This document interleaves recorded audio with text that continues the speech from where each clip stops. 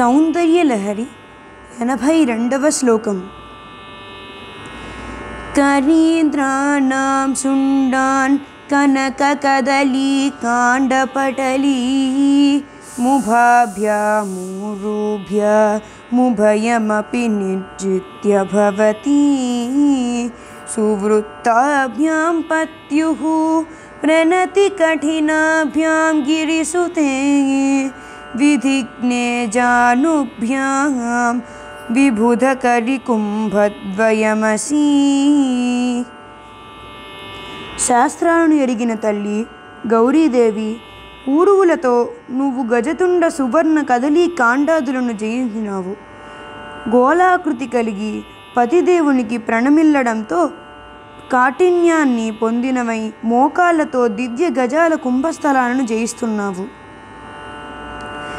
కరీంద్రాణాం శుండాన్ కనకకదలీ కాండపటలీ ముభాభ్యాముభయమపి నిర్జిత్య భవతి సువృత్తాభ్యాం పత్యుః ప్రణతి కఠినాభ్యాం గిరిసుతే విధిఘ్నే జానుభ్యాం విబుధకరికుంభద్వయమసి.